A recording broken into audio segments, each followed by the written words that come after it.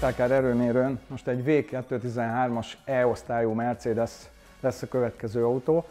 Olvashattatok róla nálunk is a Total Caron, amikor megjelent a 213-as sorozat, az E-osztály. Minden újságíró egyértelműen kiemelte, hogy mennyire jó összeszedett autó, mennyire jó, belezsúfolták a korunk rendelkezésre álló biztonsági technikáit. Akinek pedig jó szeme van, az már látja a motorháztetőn, hogy ez nem egy sima 213-as, hanem egy AMG verzió, méghozzá az E63S. Ez az egyik legújabb AMG motor. Kicsit lementek köbcentiben, mert már nem az 5 liter feletti, hanem ez csak egy 4 literes V8-as, és amit korábban egy Mercedes mérésénél elmondtam a szívó V8-as motorokról, azt most elmondhatom itt a turbo V8-asról, hogy 2015-ben jelent meg ez a motor, és amit tudtak, mindent beleraktak, hogy a lehető legnagyobb teljesítményű legyen, természetesen Euro 6-os, és jól kiszolgálja az igényeket. Ugye AMG, nem kell bemutatni, ahogy a reklámja mondja, a versenysportból szedik a technikákat, és tökéletesítik az utcára. Egy dolgot emelnék ki, például, hogy nincs a hagyományos értelembe vett olajteknője, hanem száraz karteres, külön szivattyúval kenik, ezért a motort egész pontosan 55 mm-rel lejjebb tudták tenni, mintha karteres lenne. Ez az 55 mm egy ilyen közel 200 kg-os motornál nagyon sokat számít a súlypontban, és így az úttartásban és minden egyébben. De tulajdonképpen a motornak bármelyik részét kiemelem, mindegyikről könyvet lehetne írni, mert a főtenge is egy kovácsolt anyagból készült, különlegesen kiegyensúlyozott, a hajtórudak is speciálisak, tehát nem a V8-as, úgymond nem AMG motorból átvettek, és a dugattyúk is teljesen mások. Így, mivel ez egy E63S, ennek a teljesítménye 612 lóerő és 850 Nm, kíváncsiak vagyunk rá, hogy itt, majd a padon tudja ezeket az óriás adatokat.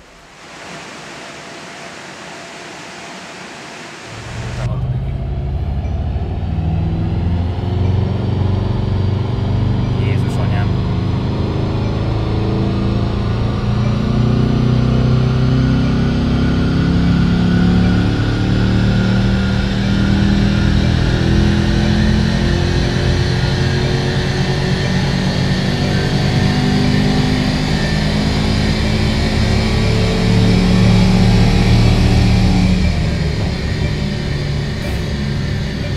Korszerű autóknak a mérésénél előtte általában vagy menüből, vagy pedig diagnosztikai rendszerrel ki kell kapcsolni, illetve át kell kapcsolni úgynevezett teljesítménymérő módba.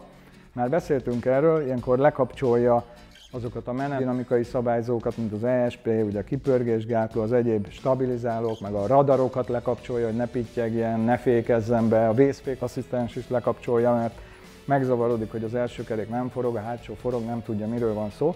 De ilyenkor ezt kikapcsolja, ebben az esetben pedig a 4 kerékhajtást, ezt a Firmatic Plus-t is átkapcsolta a hátsó kerékhajtásra, és hátsó keréken mértük a teljesítményét az autónak.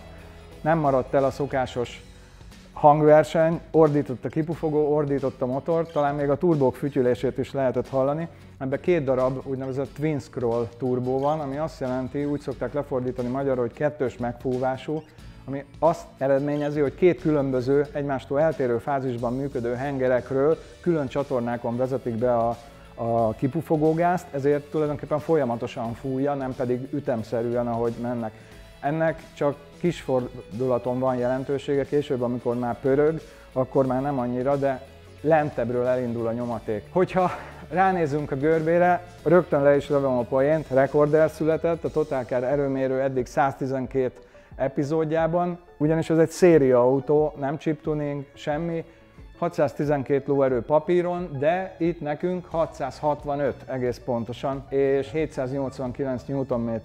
De ami még ennél is fontosabb, és ezt is el szoktam mondani, hogy nézzük meg, hogy itt gyakorlatilag 2500-as fordulaton már van egy ilyen 650 Nm nyomatékunk, igaz, hogy a maximum az csak 5300-as fordulaton van, de hogyha 3000-en is van már 680 vagy 700 Nm, akkor igazán nem kell keveselnünk az adatot. A teljesítménygörbe még érdekesebb, egyrészt túlteljesíti a gyári adatot, 665 lóerő, másrészt pedig egészen 5500-tól a leszabályzási fordulatszámig, ami közel 7200, végig ilyen 620 lóerő felett fut. Magyarul azt jelenti, hogy itt 5500-tól 7200-ig 620 lóerő feletti teljesítményünk van, de ha kiragadunk bárhol egy pontot a görbén, például 3000-nél, és megnézzük 3000-nél, az ott pont 300 lóerő. Tehát 3000-es fordulaton van nekünk 300 lóerőnk. Azért az nem kevés. Azt hiszem, hogy ezzel az adatokkal